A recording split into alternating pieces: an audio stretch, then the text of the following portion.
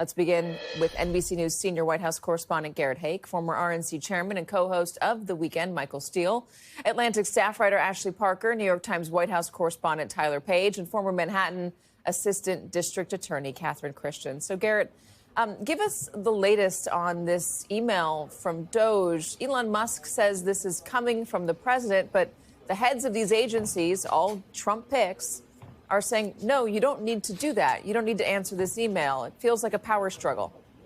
Yeah, Katie, it's not at all clear what the end game is here, but it's certainly clear that this has been a mess. You have agencies from the State Department to Defense saying to their employees, don't bother with this, while some agencies like the VA are telling people they do have to respond and have to respond by midnight. The White House, for their part, tells me that they mean for this to be the kind of thing where it's actually individual managers who will make the review of the kind of information that comes in from their employees.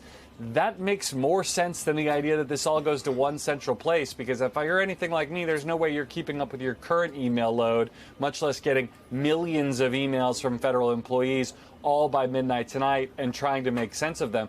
But one more sort of piece of evidence for the idea that this has just been sloppy is the fact that we now know, NBC News has confirmed, that there are employees who work for the court system in various states who've begun receiving these emails. That means they're employees of the judicial branch. They do not report to OPM, to the executive branch, to the White House in any capacity, but they're getting these emails. So I think what you see here is some kind of attempt by Musk and company to get more aggressive with their efforts. But the follow through here is clearly lacking, and it's not at all evident what the end game of this is going to be. Yeah, that's what I'm wondering about. Tyler, can you help us try to understand this? I know they want to slash and burn the federal government to cut down on the workforce because they claim they're corrupt and they're lazy. Is that really all it is? They just want to see the numbers cut down? They want to be able to go to Americans and say, we reduced the federal workforce from 3 million people to 1 million people? I think there's a lot here. I mean, this email obviously comes after President Trump announced on social media that he wanted Elon Musk to be more aggressive in his efforts to trim the government and find waste and cut government spending. So I think this is part of a full-throated attempt by the Trump administration, led by Elon Musk, to do this slash and burn. And I think it's important to note that these sort of tactics are the same tactics we saw Elon Musk use at private companies when he bought what was then called Twitter, now X. He did very similar. He took very similar steps, and I think that's what we're seeing across the government at each step. This is a playbook that he has tried. He found it to be successful. And I think as we see on social media, and also as you see what Trump has said in his recent public appearances, he's bragged about the amount of money that's been cut. Now, I think it's important to note, as my colleague Peter Baker wrote over the weekend, that a lot of what he's saying is not true, but it is part of his stump speech now. It is part of the pitch to the American people that he is saving taxpayers' money. Yeah, but Ashley, they're also getting some pushback from the American people. Some Republican lawmakers have faced some pretty angry town halls. There are a lot of people in the government that voted for Donald Trump who didn't think that he was going to come out and just cut them off at the knees, take a chainsaw to a silk rug, as I believe it was said in one of the pieces that you wrote. What about the backlash? Are they worried about backlash? Do they foresee backlash? So the most important thing, of course, is Elon Musk is not Donald Trump. Donald Trump is sort of as you and I both know well, Katie, a singular presence, whether people love him or hate him. And Elon Musk with the American public does not have the same leeway and latitude that President Trump has. So even a few weeks ago, when I was talking to Democrats who could sort of charitably be described as in disarray, one thing I heard, the sort of silver lining for them, was this idea that already Elon Musk was not polling well with the American public, sort of the actions he was taking. He wasn't elected. Even Republicans were skeptical of him. And not just what he was doing, but just the mere fact that someone they hadn't voted for seemed to be operating with impunity outside the bounds of what Congress had authorized, and even what maybe President Trump, they believed, wanted him to do. Now, as you get down into these cuts and you're seeing The Atlantic has written about it, other places have written about it, Trump voters who supported Trump are now alarmed. They didn't think that their job would be cut. They thought because they were a veteran, they would be safe, or they thought because they had just gotten a promotion, they would be fine. But of course, as we now know, a promotion means you are a probationary employee. So there is a lot of anger and frustration. But in talking to close advisors to the president last night, the real question, as it always does, comes down to President Trump. And if and when he turns on Elon will be the key thing. And one person I spoke to said, as long as Trump's approval ratings are high, Elon can kind of operate with impunity. Once those fall, Trump will need a fall guy, and it very well may be Musk. Catherine, is this legal? No. And what's interesting, 3 federal judges last week, even 2 that sided with the administration temporarily, have criticized the onslaught of executive actions. One said it's caused disruption and chaos. One said there was a rushed and ad hoc process that DOJ has been doing.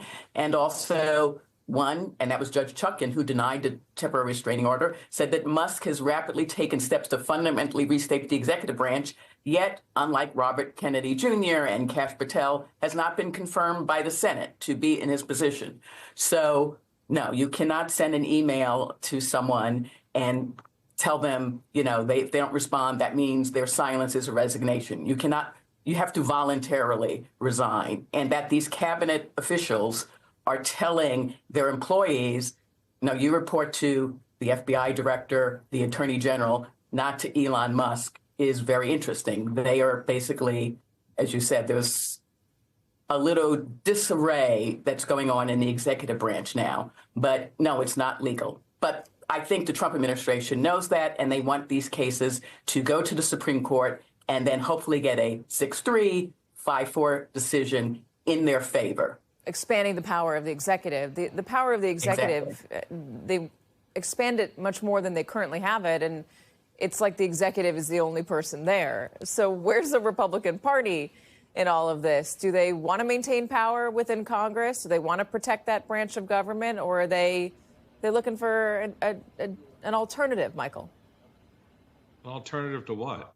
I don't know. What do you mean alternative? An alternative to democracy, Michael. Yeah, I mean, that's been the playbook. It's called Project 2025. They signed off on it. They lied to the American people about it. You don't hear members of Congress standing up rebuking Elon Musk, which would be easy to do because he's an unelected individual who is, taking a chainsaw to the federal government. So you would think that since they have control and charge of the federal government, that they would be somewhat put out by it, but they're not. And the reason they're not is that they are in alignment with what Trump wants to do, because that is the safest harbor that they can park themselves. They're not, they're just now having the town hall meetings, right? And reluctantly so. And the results that they're beginning to hear and see and experience is sending a shock wave, which I don't know why they're shocked, but they are, that the base is recoiling from all of this. Why? Because it's now hitting them. Just as you noted before, they didn't think that, because I got this great new promotion in the Department of X that I'm going to be safe because I'm a Trump person. Well, no, you're not. You're expendable because you're a federal employee. And when they want to cleave 2 million federal employees from the rolls, where do you think that's going to come from? So this is the new reality that's starting to set in. Is it legal? No. But does anyone give a damn? No, because the courts are not going to be the safeguard here. They're not going to be the bulwark to this. When it gets to the Supreme Court, you'll find that out. And so I think that there are going to have to be other activities, measures that will help redefine this moment from the direction it's currently headed. Dare I ask you, Michael, about Bongino being at the FBI?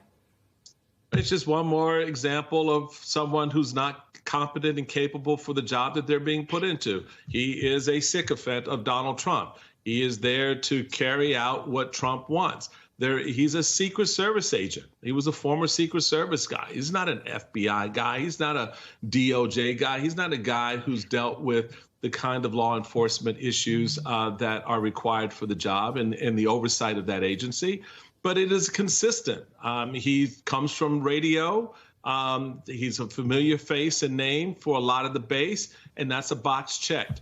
It's not a good day for the American people in terms of government service and protection, because you've just got one more Trump stalwart inside the building.